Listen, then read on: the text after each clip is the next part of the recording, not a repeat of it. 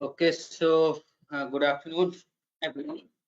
So today's this third lecture is on the radar and remote sensing. Is how we can use the radar devices for the remote sensing purpose.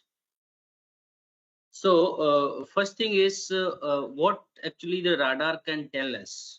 So yesterday we discussed about the functioning of the radar, like radar is working in the side looking mode, and they are governed by two types of the resolutions, azimuth resolutions and the uh, range resolution, and the beam width is there, and their capabilities apart from the optical systems, like they are working in the side looking mode, not in the radar looking mode. Okay, and the radar is capturing the complex signals rather than the simple amplitude or real signals. So because of the complexity of the signals, we can derive two types of the information. Yesterday we discussed, like the amplitude as well as the phase information. So because of the complex signals, we are able to draw the amplitude as well as the phase.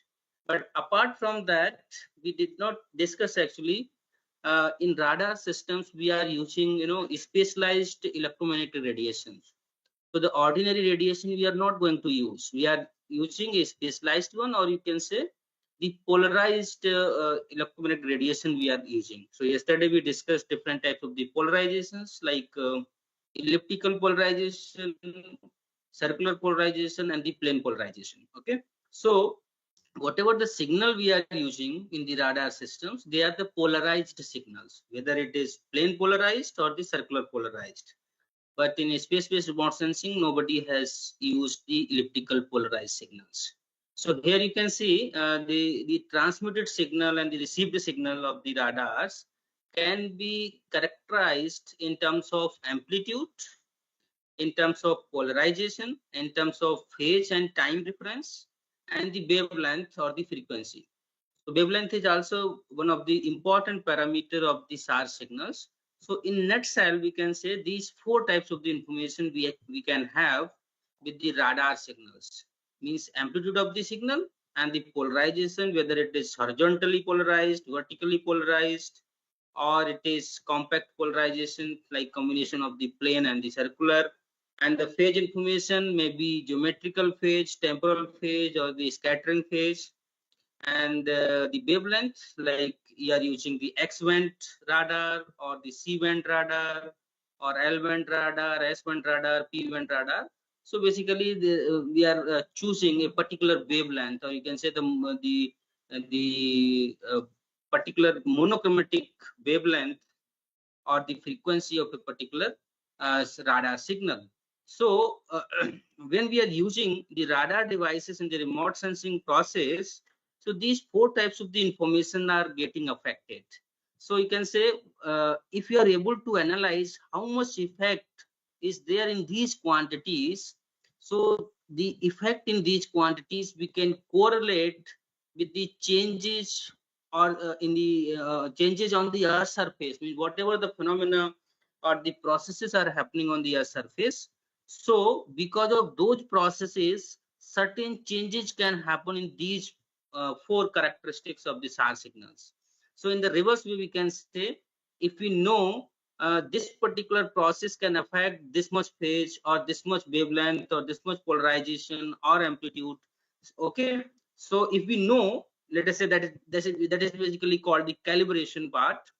So using the calibration process, we can understand, okay, this particular process can affect polarization of the signal by this much amount. Okay, and or the amplitude by this much amount, phase by this much amount, wavelength or frequency by this much amount. So if we have the satellite data, and from satellite data directly we can investigate, okay, how much changes we are getting in the data, and in the reverse way we can say this much effect is happening on the earth surface. So you can say these four parameters are directly linked with the processes or the phenomena on the earth surface. So that is basically the main purpose of the remote sensing. So in radar systems, we are using these signals, and these characteristics we are going to investigate. Whatever the changes we are observing, those changes we are linking with the processes or the phenomena happening on the surface. So that is very, very important things which we can tell from the radar data sets. Okay. And radar basically works very simple way, like the transmitted signal moves from the uh, satellite, or you can say from the antenna, and moves towards the receivers, towards the target side, and then after back scattering it is again moving towards the receiver side, and then we are observing basically amplitude, polarization, phase, and different wavelengths. So that is the standard process in the radar systems. So our ultimate goal is the investigation of these four types of the parameters. Okay, but in interferometry, one more parameter is there, that is called the coherence. Coherence means, because interferometry is applied not only in the single signal, that is applied over the two signals simultaneously. So we have to check whether both the signals are compatible with each other. Compatible means they are correlated with each other or not. Or you can say correlated means they should have the similar characteristics. Then only we can apply the interferometry.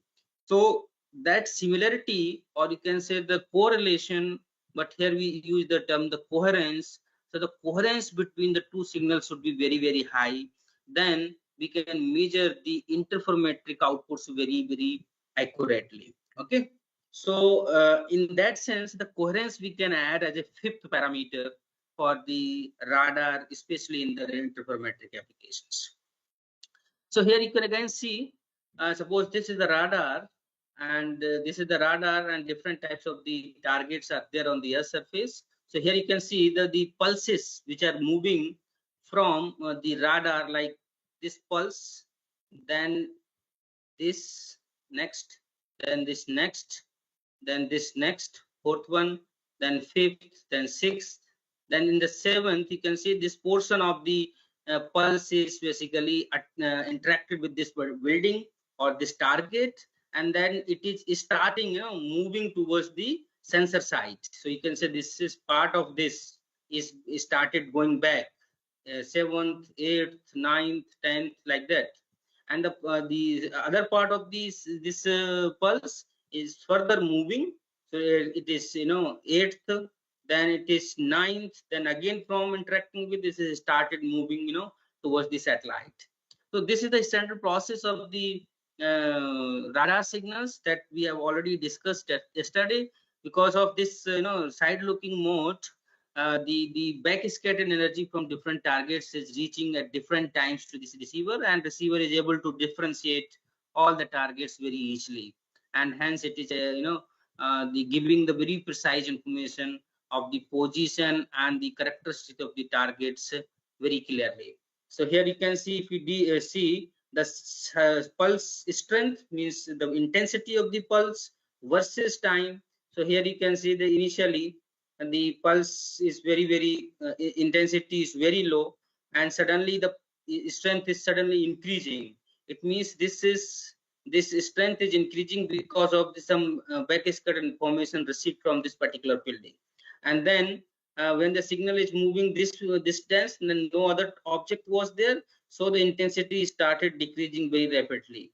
And then again, when it is interacting with this tree, then backscatter or the pulse strength is increasing, but not that much amount. So this is another indicator, means what types of the targets we have on the surface, and what kind of the response of the pulse we can get. So here you can see this is a building. Building means some man-made structures. So man-made structures are basically fixed, or you can say strong, very strong. If some signal is coming, then these strong structures can reflect the energy very strongly towards the satellite. So since they are reflecting very strongly the signal, that's what the intensity of the backscatter signal is very, very high, because this structure is not going to change. But the same response from the tree, you can see, though the structure of the building and tree is almost, here it is looking similar, but the response from the tree is less or weak response compared to the building. So you can see very less amount. So we can also understand, or we should understand basically what is extra or what is not there in the tree as compared to the buildings, so that the response from the tree is weak. So that basically we can understand from the polarization part of the signals, or the roughness part of the signals, or the interaction of the signal with the natural environment or natural targets. So what is happening basically, because this tree structure is not very fixed, so that is somehow what is happening, some signal is penetrating inside the tree. That's what, when it is penetrating, it means then signal is not able to go back with that much strength, whatever is basically we are receiving from the buildings. So one is the penetration part, and because of these canopy structures, the signal is having the multiple bounces. Multiple bounces means the signal is first coming on, let us say, on this branch, then from this branch to this branch it is reflecting, then from that branch to this branch it is reflecting, and then again basically finally it is started moving towards the satellites. So multiple bounces are happening within the canopy structure, and because of that, at every interaction or every hit, the energy of the signal is going to decrease. That's what the overall strength of the backscatter signal is very, very weak. So from this particular example, we can understand a very strong response we are getting from the man-made structures, and weak response we are getting from the natural structures. So here only two examples are there, but in the reality, number of variety of the features are there. Like somewhere water bodies are there, somewhere roads are there, somewhere agriculture is there, somewhere barren land is there, somewhere wetlands are there, somewhere oceans are there. Okay, so different types of the land use, land cover classes are also there. So we should understand which area or which types of the features can give which types of the response. If response is better, it means we can use them very clearly, or we can extract very useful information from these strong signals. But if your signal response is very weak, then there is a lot of uncertainty level in the investigations. So suppose your response is very weak, like in this case, and suppose further the response is very weak, then we are not able to differentiate what types of the features are there on the earth surface, and whatever the useful information we want to extract from the SAR signals, that useful information we are not able to extract just because of unavailability of the sufficient backscatter amount. Okay, so another parameter is surface roughness. Suppose surface roughness is smooth, or roughness is very rough, or smooth surface or rough surface. So from the smooth surface some specular reflection happens, then backscatter amount is very weak. So that may be one of the reason. And if the surface is rough, then the backscatter amount is very strong. But this surface is rough or smooth, this is again depends on the type of the wavelength. Means if the longer wavelength can feel some the less rough medium roughness surfaces as a smooth surface. Okay, because means whatever the changes or the roughness is there on the surface, if that roughness is less than the wavelength of the signal, then the surface will appear as a smooth. If the changes, vertical change or horizontal changes are more as compared to the wavelength, then it appears basically the rough surface. So basically the roughness is in the relation with the wavelength which we are going to use. So you can say one surface may be rough for the smaller wavelength, but smooth for the longer wavelength. So just keep in mind, this is varying, and this depends on which type of the radar signal you are going to use. So here, these are some radar image parameters. So I have categorized them in two categories. One is called the system parameters or system properties. In short, I will now use the term SP. And another set of parameters is the terrain parameters or the terrain property like TP. Okay. So how basically these parameters we are going to investigate, or you can say why we are basically how we can understand the radar image quality is changing because of these parameters. Because the radar returns, or you can say the brightness of the radar images depends on these parameters. Now one by one we can understand how the system parameters are affecting the image quality or image brightness values, and how the terrain parameters are affecting the image quality. So here you can say within the system parameters, so within the SP, wavelength is there, polarization is there, speckle is there, beam geometry, and the spatial resolution. So beam geometry and the spatial resolutions, these are basically called the geometrical aspects of the system parameters, and the first three are called the radiometric aspects of the system parameters. Similarly, the terrain parameters are there. So those parameters are like surface geometry, that is geometrical aspect, dielectric properties of the target, that is radiometric aspect, surface roughness and volume scattering are the structural aspect. So we will see the effect of each and every parameter over the radar images. So here you can see the first parameter SP1, that is wavelength or the frequency. So in this image you can see this is the C band image and this is L band. This what is C band or L band? Actually, the as I mentioned yesterday, the microwave band or microwave wavelength is changing from 1 millimeter to 1 meter.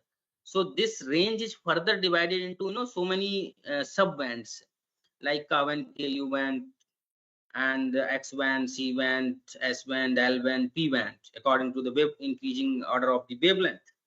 So, so the C band, L band, and P band. So you can say this is a C band image, and this is the L band image. So you can just check because both the images are of the same area, but you can check the quality of these images. Like here you can see these. Here the pixels are very dark, but here the darkness is not that much. Okay, and here this is dark and this is not that much dark. Okay, so this is because of the wavelength. Means if you are L band means longer wavelength, C band means smaller or shorter wavelength. So shorter wavelength or the longer wavelength, so the longer wavelength is giving much better results compared to the C band, because longer wavelength have longer longer penetration capabilities, and it interacts more with the targets, and hence more response we are getting in the SAR images. So that's what the response in L band image is better compared to the C band. And the below one, three images. First one is this X band, this is C band, and this is the L band. And this is VB polarization, this is HB polarization, and this is HB polarization. So here you can see the same area is there. So here you can see in the X band. X band means shorter wavelength. This area is just like dark, but this is C band. The wavelength of C band is larger than X band. So here you can see as the wavelength is increasing, so the darkness area is decreasing. And if you are increasing further the wavelength, then that area is removed. Now individual features are basically responding very well. So here you can also see this linear feature is very clear from here to here, but it is clear here but not clear here. But in this X band, this is not clear from here. So you can see according to the wavelength, what kind of the information we can extract. But here the ultimate thing is, if we are using the longer wavelength, we are getting better and better images. But this is not always true. Here we are getting better over this particular area. So basically this depends on your application. Suppose somewhere we will get X band better than L band, because X band is the higher frequency and L band is the lower frequency.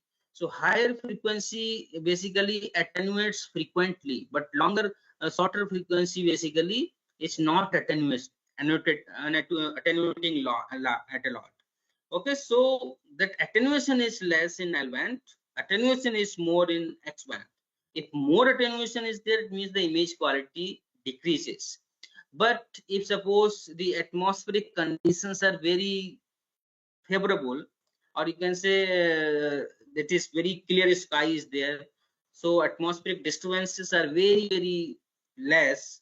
In that case, what happens, the X band will go to the earth surface and it will take more and more information, because this penetration capability with X band is less compared to L band.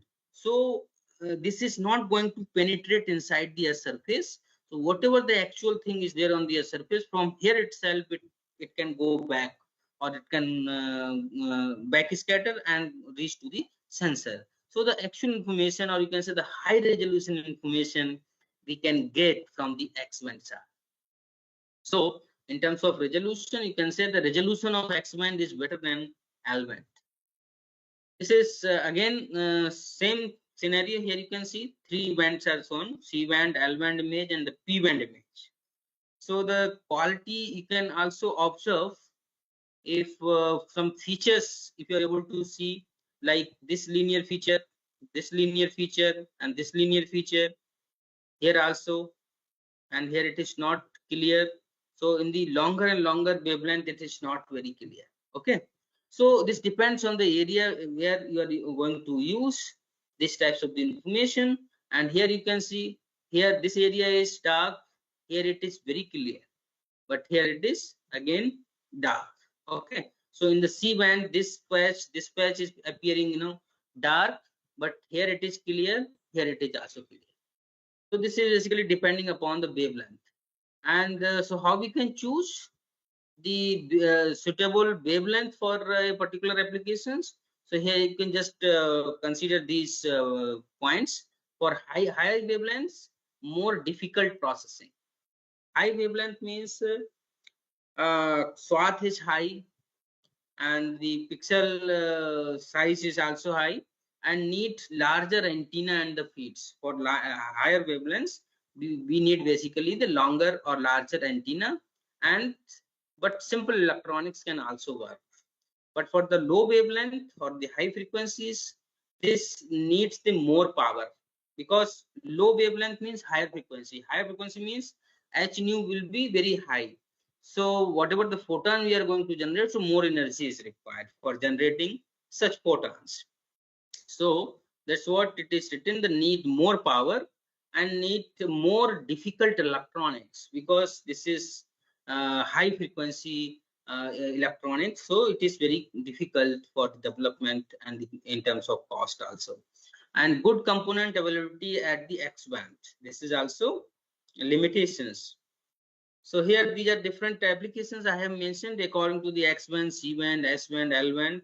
So starting from the ship detection, ocean feature, sea ice, oil spill detection. So many applications you can basically categorize, or you can select a particular wavelength for your particular application. Suppose you want the archaeological analysis.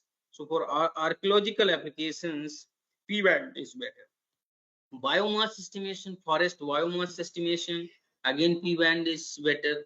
Now recently the ESA is developing, P band radar specifically for the biomass retrieval at the global scale. So P band is better for the biomass estimation, but there are some limitations, because this P band is very close to radio waves, and these may have certain health issues on the earth surface also. That's what very limited use of P band radar is there, and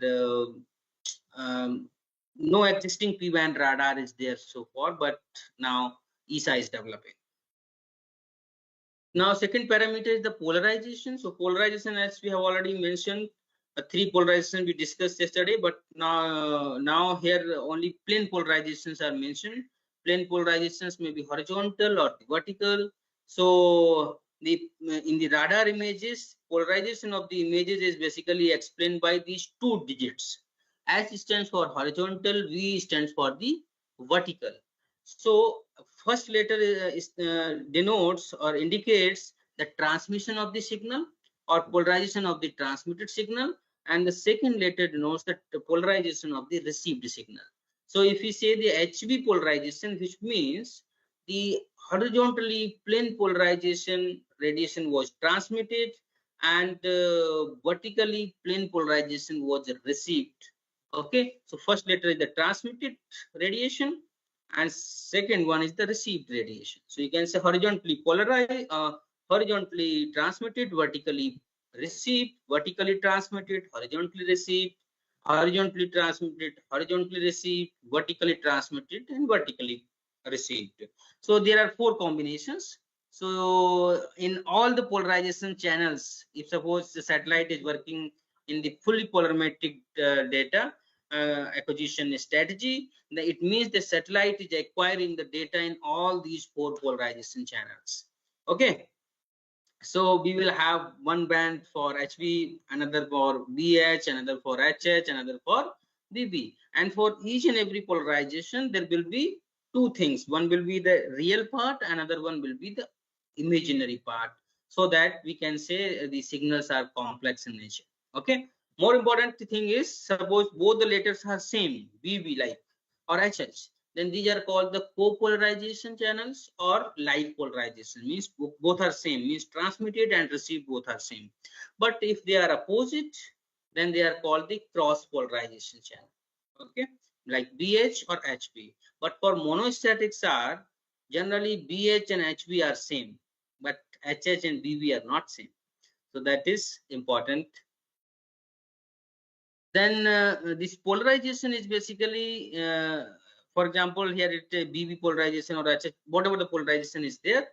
But when the signal is transmitted, let us say signal was transmitted in the horizontal polarization, but when it is reaching to the surface and interacting with different types of the features, then again it is back scattered from the target and moving towards the sensor. But when it is started back scattering from the target, then it is not remain same as it was coming from the satellite. So basically the polarization is getting disturbed after interacting with the targets. So how much interaction may be there, or you can say change in the polarization may be there. So change in or alteration in the polarization from its original polarization level, that process is called the depolarization. Okay, so somewhere sometimes, or you can say there are the targets which are not which are basically not able to alter the um, uh, initial polarization. So those are called the coherent targets. Coherent target means whatever the energy was incident, means whatever the polarization of the incident energy is there, same polarization they carry in the backscatter signals. Okay, it means after interacting with the target, polarization is not getting disturbed. It means the target is coherent target. Okay, and if the polarization is changing by interacting the target, it means since the polarization has changed, it means the target is not coherent. That is called the incoherent target. Okay, so there are two types of the targets, coherent or the incoherent targets. Coherent targets, you can say the persistent target also, or the deterministic targets also. And the name of the incoherent targets may be distributed targets or the stochastic target. Okay, so just keep in mind there are this variety of targets on the surface. So they have varying degree of depolarization. Depolarization means the initial polarization of the signal is disturbing, or polarization level is changing. How much it is changing? So that is called the depolarization. If no change is there, it means depolarization is zero. If disturbance is more, then you can say depolarization is large. So the depolarization is not good thing actually. So what happens if have a targets which is disturbing our signal a lot, or you can say the polarization level is changing a lot. So that may be a problem for the investigations. Like if we want to extract some useful information, but signal is depolarizing after interaction, it means that can create a problem for extracting the useful information.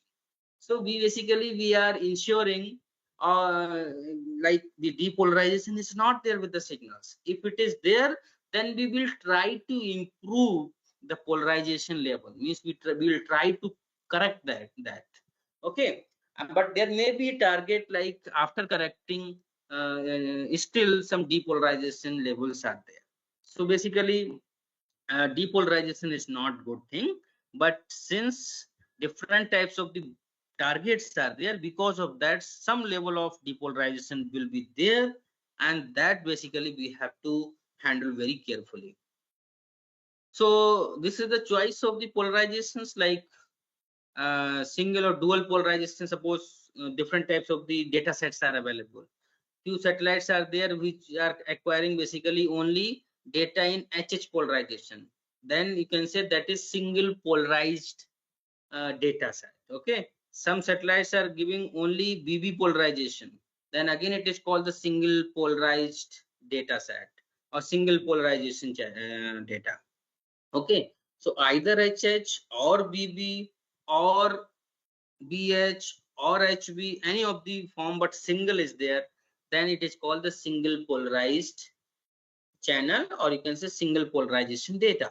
But if data is of this form, like two combination of two at a time, like HH and HB, okay, means two channels are there. So this is one, this is another one. So this type of the data set is called the dual polarization channel or dual polarized data set. So it may be like HH and HB, HH and BH, or HH and BP. So you can see in each combination two polarization channels are involved. That's what this data set is called the dual pole data.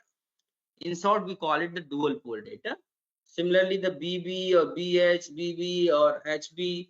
So, two polarization channels are combined, but there are satellites which can provide the data in BB, means two polarizations also. So, those data sets are called the dual pole data sets. But yes, multiple polarizations are also possible, like HH, HB, BB, and BH. All are basically available together from a single satellite, like HH plus HB plus BH plus BB. Okay, so this is mentioned twice, but this is four only. Okay, so means all four possibility, HH plus HB plus BH plus BB, all four channels are there. So this is called the fully polarimetric data, or it's called the full pole data, or it is also called the quad pole data. Okay, so, but if you want to differentiate the physical structure based on these scattering phenomena, then we can say the alignment with respect to the radar.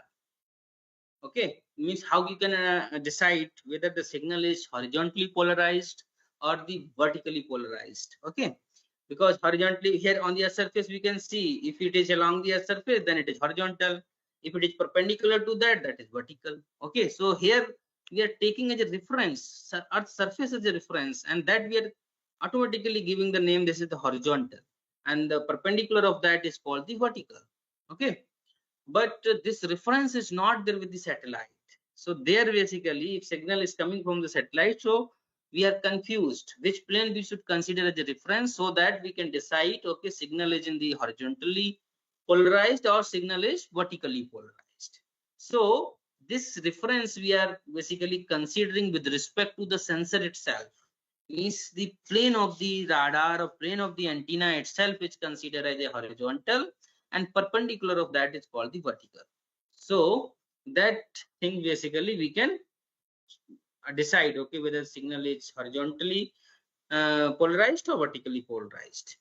And randomness of the scattering, if this thing is there, then vegetation can respond very well in the cross polarization channel, that is called the HV polarization. The point here is, if you want to investigate vegetation areas, then it is recommended that you should use HV polarization channel or HV polarized data set. Okay, and if you want to investigate like the corner structures, especially the buildings or man-made structures, then you should use HH, means copolarized channels, or the BB channels with phase angle.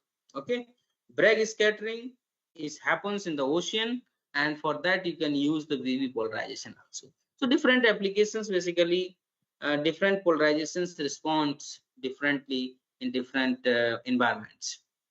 Again, here you can see single versus multipolarimetric image.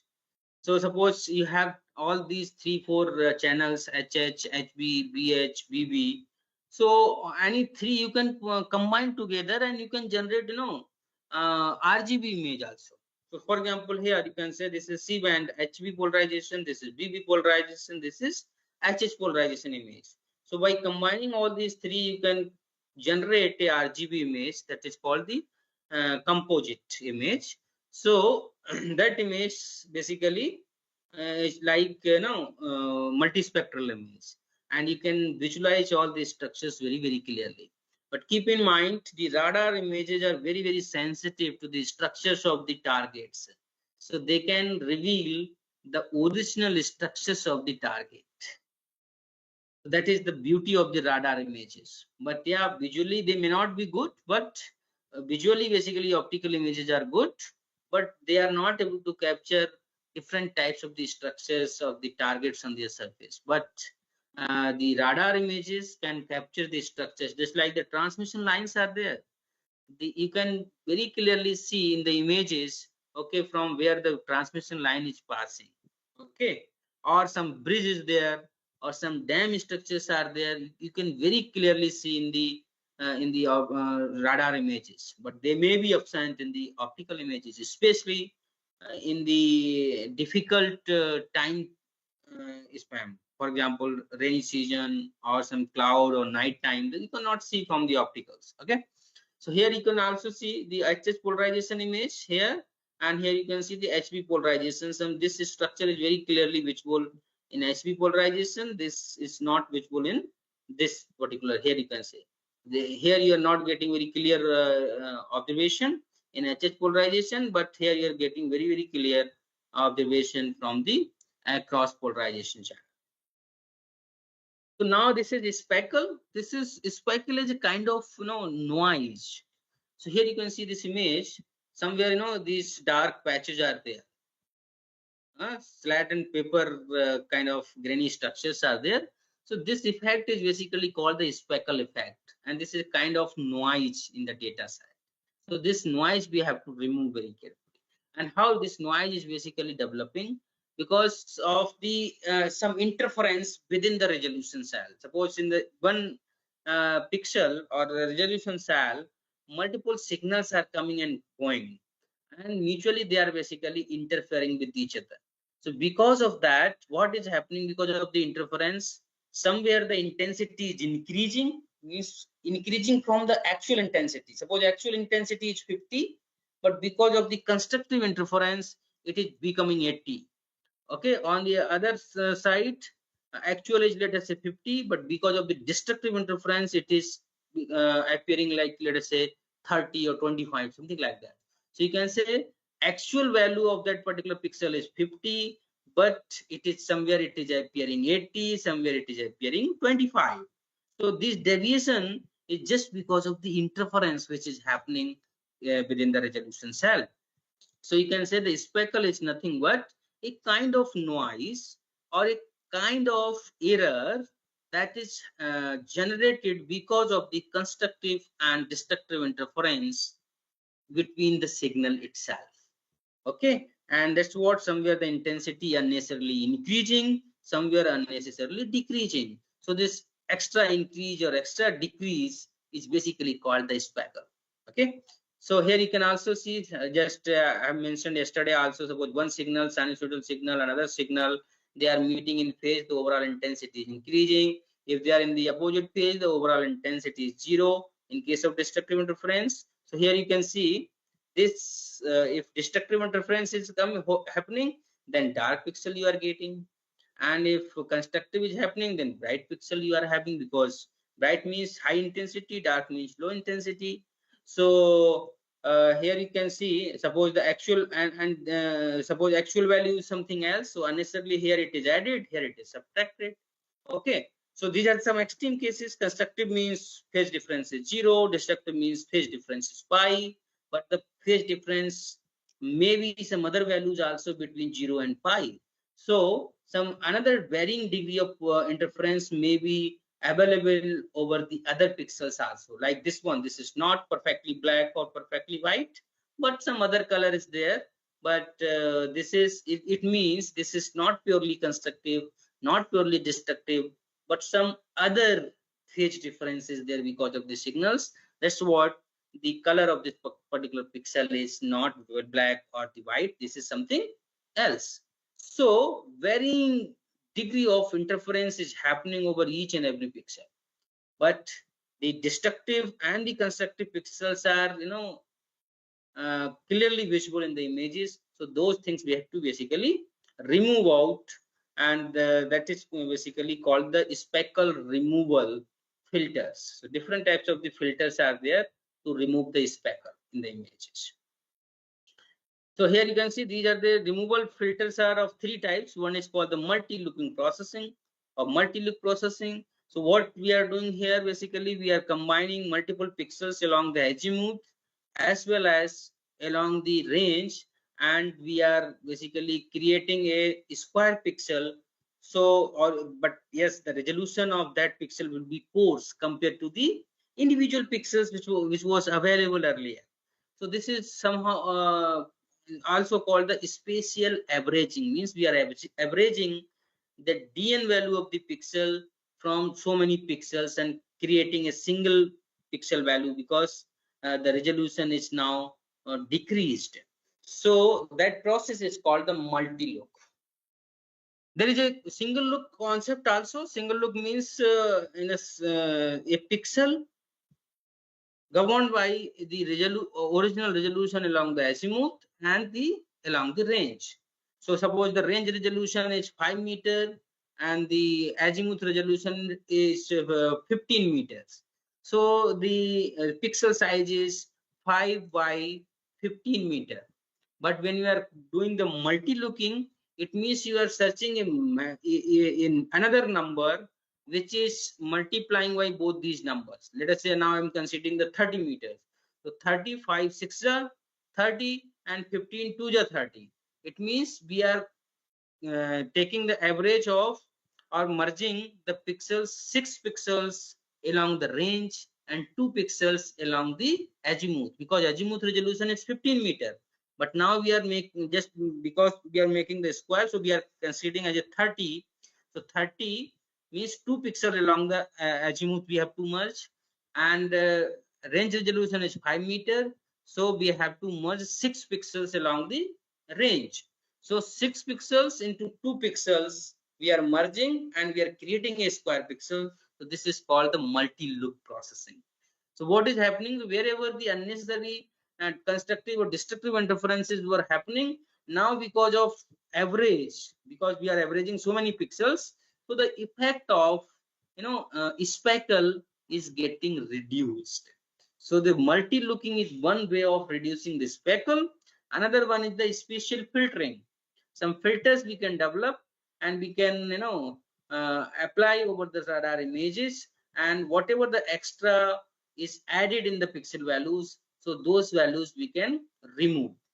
Another one is the temporal averaging technique, where what we are doing, they are basically acquiring multiple images over a period of time. Like every 12 days we are basically creating the images. So suppose 10 images are there. Now over a particular pixel we are taking the average of all images. Suppose 15 images I have taken over the same area. So if temporal average I'm taking for a particular pixel, it means that is called average of all these values acquired at different times. So that process is called the temporal averaging. So what happens? Somewhere the speckle is less in one image, some in another image speckle is high, and another image the speckle is high. So overall, the effect of noise or speckle can be removed. So here you can also see like this. This image is the single look image. So this side is, let us say, range direction. So and this side is the azimuth direction. sorry, this side is range and this side is azimuth. So here you can see how many pixels? 1, 2, 3, 4, and 5. 5 pixels along the range and 1 pixel along the azimuth are getting merged, and this single image, single pixel is created at the place of 5 pixels. So the effect of unnecessarily dark, white, that thing is removed, and another or medium color is assigned. So that way, the effect of this speckle is reduced by applying the multi-looking process.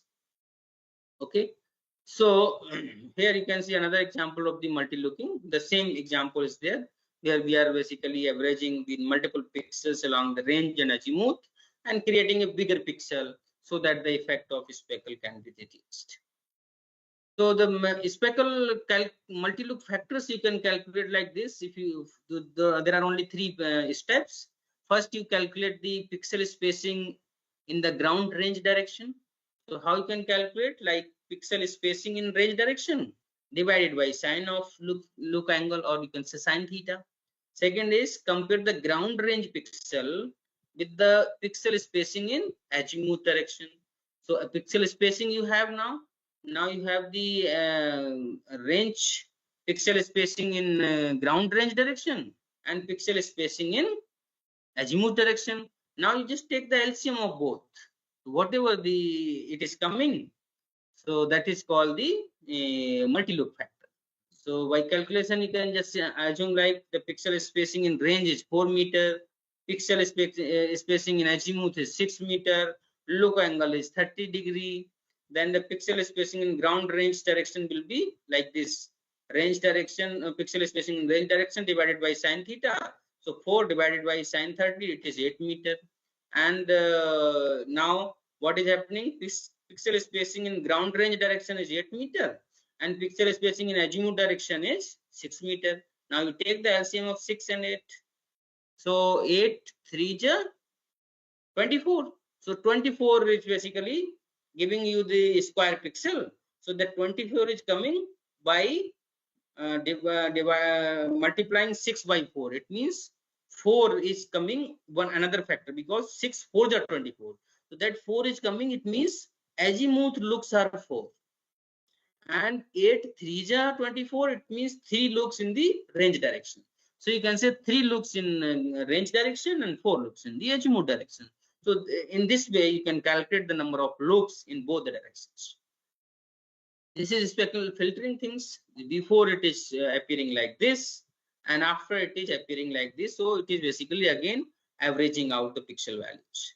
So the number of pixels are there. Filtering techniques, adaptive filters are there, non-adaptive filters are there. Non-adaptive filters like FFT, fast Fourier transform filters. Adaptive filters mean like the Frost, Lee, Map, and Gamma filters. The number of filters are there. So here you can see the temporal averaging. This is the viewing geometry. Yes, yesterday I have shown you. So like this image. So this is called basically the swath of the image. So this is the near range. This is far range. This is called the look angle, and this is called the beam width beta. Okay, this side is the azimuth direction. This is called the slant direction. This is called azimuth direction. So number of things are there. Look angle, which is here. Incidence angle, if you draw a perpendicular from here, and this angle is called the incidence angle. Then slant range, the distance from here to here, it is called the slant range.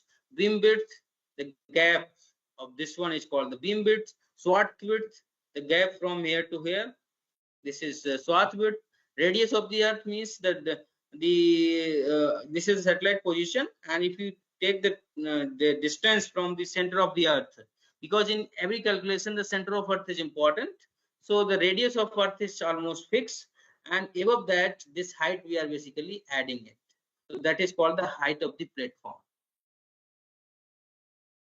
So these are three types of the angles. Here you can see very clearly that this is the look angle. This is called the depression angle. So sum of both is 90 degree. So you can say look angle plus depression angle equal to 90 degree, or you can say the look angle equal to 90 minus depression angle. Same thing is here. This angle from the perpendicular to this slant range direction is called the incidence angle, and this angle from the ground to the slant range, that is called the grazing angle, but sum of both is 90 degrees. So you can say incident angle equal to 90 minus grazing angle, and vice versa. And if you have the very difficult terrain, then the terrain is having certain slope parameters like this slope angle. So this is also called the slope angles. So this is the natural vertical, and this is the vertical of the terrain. Suppose this is the terrain surface, terrain, and if you draw the perpendicular, so this is called the normal to the surface. So the angle from here to here, here you can say the angle between this normal to the slant range is called the local incidence angle. And the angle from here to here, it is called the incidence angle. So you can say the incidence angle is equal to this local incidence angle plus this angle. And this angle is basically equal to the slope angle. Means whatever the slope is there, that's what the same angle is this one. So you can say local incidence angle equal to incidence angle minus slope of the tan. Okay. So these are different at different incidence angles. Also, we can acquire the images and we can have the different quality of images. Here you can say this is 58 degree, this is 45 degree, this is 28 degree. So incidence angle is going to decrease. So here you can see this again depends on the terrain. So few features are responding very well at a particular angle. Like soil moisture estimations, if angle is varying between 25 to 40 degree, then you will get accurate information of the soil moisture. So the high or the low incidence angles are not recommended for the soil moisture retrieval. So that's what different angles are matters in terms of quality of the line. And this is the spatial resolution. Spatial resolution I have already mentioned, like this is slant range. So the resolution along this one direction, this is called the range resolution, or you can say slant range resolution. R stands for, capital R stands for range, and small r stands for the resolution. And this gap along the azimuth, that is called the azimuth resolution. So there are two types of the resolutions. So here you can see this image I have already shown yesterday. So like two targets are there very close to near range, and two targets are the near to the far range. So here you can say this is the pulse length. So if they are close to the far range, they are well separated, or you can say they can be differentiated by the radar pulses separately so that they can be clearly visible. But if they are near to the range, ground range, then they are coming into the same pulse width.